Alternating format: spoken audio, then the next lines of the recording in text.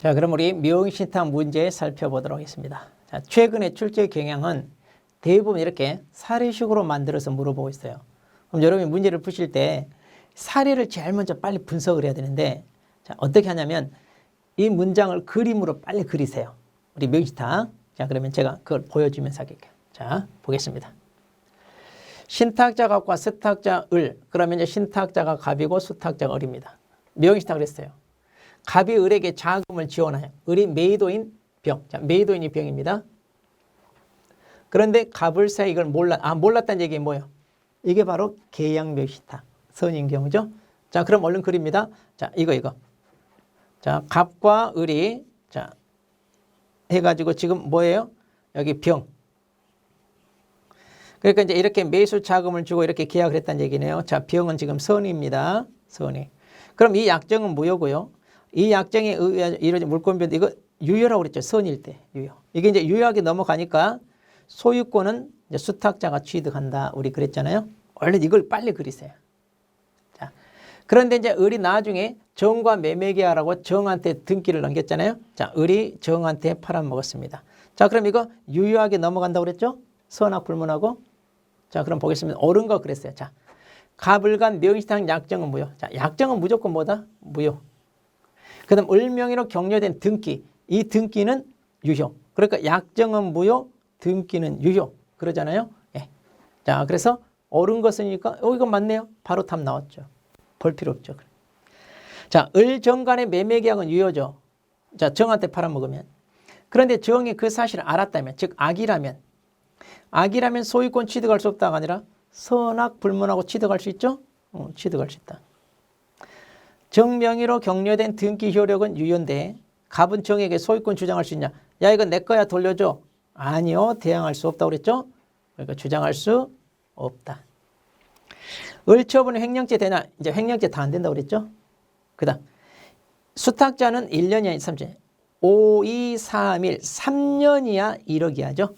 1년 3천이 아니라 3년이야 1억이야. 예. 자, 그래서 1번이 맞았다. 자, 빨리 그림을 그리는 거예요. 자, 그럼 3번도 마찬가지입니다.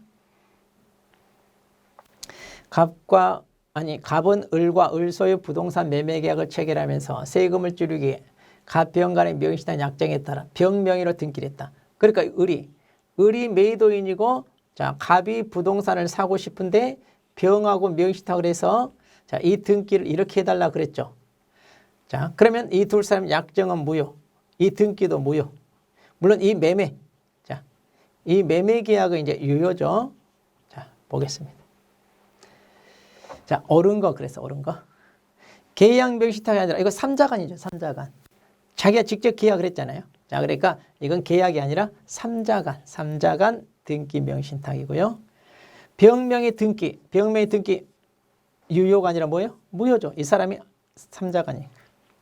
병명의로 등기가 이루어지면 소유권은 갑에게 있다. 병명의로 등기가 이루어진다 하더라도 이게 무효니까 여전히 소유권은 누구에게? 을에게 을. 자, 갑이 아니라 을에게 이렇게 돼. 그 다음 갑은 매매계약에 을에게 소유권 이전 등기 청구할 수 있나요? 그렇죠. 이 매매 자체는 유효니까. 대신 이제 병 앞으로 되어 있는 등기 이걸 말소하고 원상 회복을 한 다음 이렇게 이제 등기 청구할 수 있어요. 이제 등기 권리자가 되니까. 이건 할 수 있죠, 이건. 자, 병이 소유권 취득하는 게 아니라 여전히 소유권은 누구에게 있다? 을에게 있다 그랬죠? 네, 소유권은 여전히 을에게 있다. 그래서 이제 갑은 병에게 대금 상당 부당이득 반환 행사할 수 있는 게 아니죠. 그냥 이렇게 부동산 찾아가면 돼요. 갑은 부동산 찾아가면 됩니다. 자, 그러면 이제 4번 보겠습니다. 자, 실명법입니다. 옳은 거. 위법한 약정에 따라 수탁자 명의로 등기했어요. 그럼 신탁자는 5년이야 2억이야. 맞네요? 답 나왔네. 5, 2, 3, 1. 자, 무효인 명시탁 약정에 따라 수탁자 명의로 등기했어요. 그럼 신탁자한테 해당 부동산가에게 30% 해당하는 확정금 과징금이 아니라 30% 뭐예요? 범위내. 확정이 아니라 범위내. 그러니까 명시탁 약정은 기간이 얼마냐. 그 다음에 금액이 얼마냐에 따라 달라요. 네. 그래서 기간에 따라 5%, 10%, 15%. 또 금액에 따라 5%, 10%, 15% 이래요. 그러니까 금액도 크고 기간도 길면 얼마? 토탈 30%그 이익이에요, 이익이. 그다음 위법한 명의신탁의 신탁자라도 이미 실명 등기를 했을 경우 과징금을 부과하지 않는다가 아니라 이미 명의신탁을 했으니까 과징금은 때려요. 과징금은 때리되 실명 등기하면 이행강제금을 안 때리잖아요. 이행강제금을. 그러니까 이거 때리고. 자, 명의신탁을 이유로 과징금을 부과받은 자에게 몇 분의 20이 아니라 100분의 30. 그러니까 30% 금액 범위 내에서 과징금을 때리고 이렇게 과징금을 때린 다음에 이행강제금을 때리는데 일단 1년이면 얼마 때려? 1차니까 10%. 그리고 2년 아니 또 1년이 지나서 여전히 안 하면 2차니까 20% 이렇게 때리잖아요. 그럼 과징금을 부과받은 다음에 이거 때리니까 뭐겠어요? 1차잖아. 1차 이행강제. 1차 이행강제금이니까 20%가 아니라 뭐예요? 10% 부과해야 된다. 이렇게 해야 맞죠? 예. 과징금 부과할 때부터 첫 이행강제금이니까 1차니까 10%. 종교단체 명의로 그 산하조직이 보유한 부동산 행을 등기한 그 등기는 언제나 무효가 아니라 특례가 인정되어 유효로 본다. 특례가 인정되어 유효. 이렇게 되죠.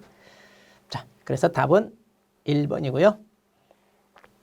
자, 갑과 친구는 을을 명의신탁자라는 계양 명의신탁을 했다. 자, 그래서 갑과 그렇게 해서 자, 갑과 을 계양 명의신탁을 했어요. 그렇게 해서 병소유 X 토지를 매수하여 자, 병소유 토지를 매수했습니다. 그래서 이제 을 앞으로 등기했어요. 자, 그럼 옳은 것을 골라라. 자, 계양 명의신탁이에요. 이 사람의 선이죠. 갑과 을 약정은 뭐다? 자, 명의신탁 약정은 무조건 다 뭐다? 무효.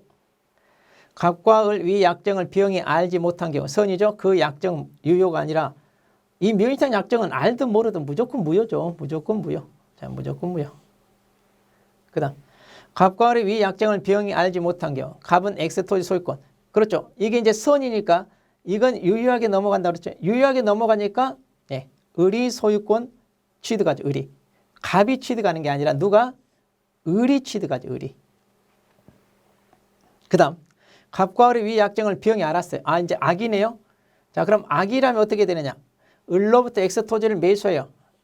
등기한 정은 소유권 취득하지 못한다가 이건 선악 불문이죠. 선악. 아니 여기가 그러니까 여기가 악이라 하든 선이든 악이든 을이 정한테 팔아먹으면 이 정은요 선악 불문하고 무조건 이건 유효하게 취득한다고 그랬죠. 그래서 취득하지 못한다가 아니라 무조건 취득한다. 예. 그럼 기억 하나 맞았네. 자, 답은 1번이 되겠죠. 예. 자, 6번 보겠습니다.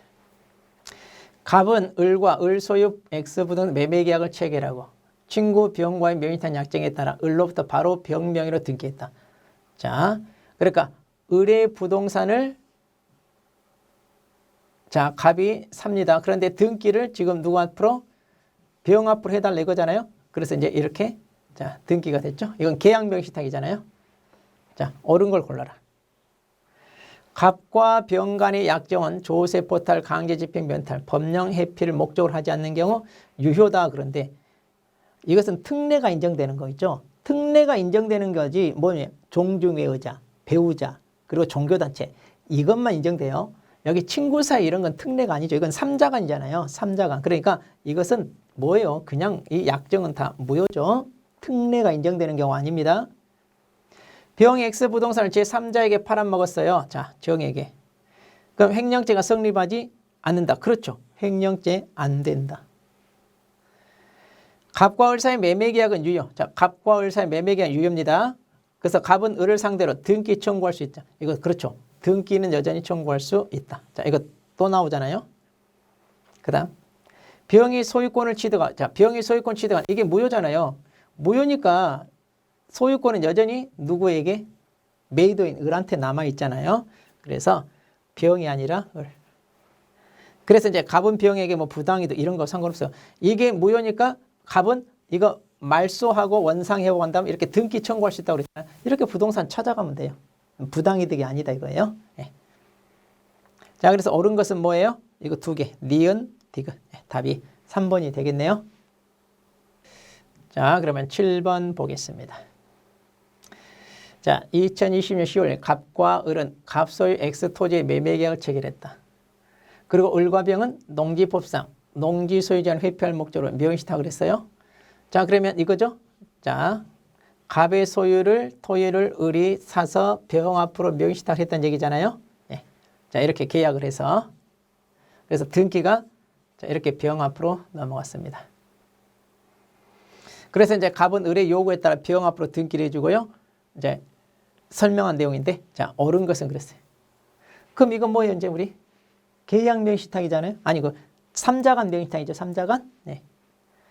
갑이 병 앞으로 맞춰진 등기, 갑이 병 앞으로 맞춰진 이 등기는 뭐예요? 무효죠, 무효. 이건 3자간이니까. 자, 무효. 그 다음. 을은 병을 상대로 매매계든 산 부당이득 청구할 수 있다. 을은 병을 산 매매대금 부당. 이건 부당이득이 아니죠. 왜냐하면 병이 소유권을 취득한 게 아니라 소유권은 여전히 갑한테 있잖아요. 그러니까 부당이득한 게 아니에요. 필요하면 이 사람이 여전히 등기를 청구할 수 있으니까 이건 말소하고 이렇게 찾아가면 돼요. 그러니까 부당이득이 아니다 이 말이에요. 부당. 자, 이거 또 나오잖아. 앞에 나왔던 거. 기출문제 나온 거 또 나옵니다. 자, 을은 갑을 대위하여. 그러니까 을은 갑을 대위하여 병 앞에 명의. 이 무효니까 이거 말소 청구할 수 있나요? 그렇죠. 이건 할 수 있다 이거야. 이거. 자, 그래서 옳은 거. 네. 디귿 하나만 옳다. 계속 반복되고 있죠? 물어보는 거. 네. 기출문제 계속 반복되고 있다는 거. 자, 8번 문제 보겠습니다. A 주식회사는 공장 부지를 확보하기 위해 그 직원 갑과 명의신탁을 맺고 갑은 자 2020년 6월 19일 개공사 의뢰 중개로 병서의 토지를 매수했습니다. 자, 그러니까 이거 A 주식회사가 자 자기 직원 갑하고 명의신탁을 해서 병소유 자 이 토지를 매수했잖아요. 그리고 갑 명의로 등기했습니다. 자, 틀린 거. 그러면 이제 이 둘 사이에는 직접적인 계약 관계가 없으니까 뭐예요? 아, 이게 이제 계약 명의신탁이죠. 3자간이 아니라 계약 명의신탁. 제일 먼저 이걸 빨리 캐치를 해야 돼. 자, 그러면 A와 갑 사이 명의신탁 약정은 A와 갑 명의신탁 약정은 무효라고 그랬죠? 자, 이것은 병이 선이든 악이든 전혀 상관없이 무효다. 그렇죠. 다 무효다. 병이 갑에게 소유권 이전 등기를 할 때 그러니까 병이 갑에게 등기를 할 때 비로소 명의신탁 사실을 알게 된 경우는 X토지 소유자는 병이다. 그러니까 이제 악일 때는 이거 넘어가지 않고 병인데 자, 이것은 중요한 거 있어요. 소유권 이전 등기를 할 때 알았잖아요. 그러니까 맨 처음에 계약을 할 때 안 게 아니라 계약을 체결할 때 안 게 아니라 등기할 때 알았다는 얘기인데 보통 이런 것은 어느 시점을 기준으로 판단하느냐. 우리 민법에서 배울 때 항상 법률 행위 시점을 기준으로 판단합니다. 그러니까 맨 처음 계약을 체결할 때 즉 법률행위 시점에는 몰랐다는 얘기죠. 그러면 이건 선의로 보는 거예요. 선의. 등기할 때 안 것은 상관없어요. 등기할 때. 그러니까 계약할 때는 선의 몰랐으니까 이 등기는 어때요? 유효하게 넘어가는 거예요. 그래서 이제 갑이 소유권을 취득한다 이 말이에요. 갑이. 네. 자, 그래서 갑이 이제 이게 유효하게 넘어간다는 얘기입니다. A는 갑에게 X토지 등기 청구할 수 없다 그랬는데 이게 유효하게 소유권 넘어간다고 그랬잖아요. 유효하게 넘어가니까 이것은 부동산은 갑 거지 A 거 아니에요. 그러니까 A가 등기 청구할 수 없다. 그렇죠. 맞아요. 그러니까 부당이득으로 매수 자금에 대해서만 달라고 할 수밖에 없어요. 부동산은 수탁자 갑의 것이 됩니다. 자, 갑이 X토지를 정에게 팔아먹었어요. 자, 갑이 또 정에게 팔아먹었습니다. 유효하게 소유권 이건 취득한다고 그랬죠? 네. A와 갑의 명의신탁 약정을 병이 알지 못한 경우 자, 병이 몰랐어요. 선이에요. 갑은 X토지 소유권 자, 갑이 X토지 이거 유효하게 넘어가니까 자, 갑이 이렇게 이 부동산 소유권 취득한다. 예, 소유권 취득한다. 자, 그래서 틀린 거 자, 2번이 되겠네요. 자, 이렇게 해서 지금 최근에 다 사례식으로 나옵니다. 그러니까 명의신탁을 명확히 2자간인지 3자간인지 계약 명의신탁인지 먼저 그림을 그려서 먼저 파악을 해야 논리를 찾을 수 있어요. 자, 그러면 어렵진 않으니까 확실하게 이해를 하시면 이 명의신탁은 맞출 수 있습니다. 네. 자, 그럼 이제 다음으로 넘어가죠.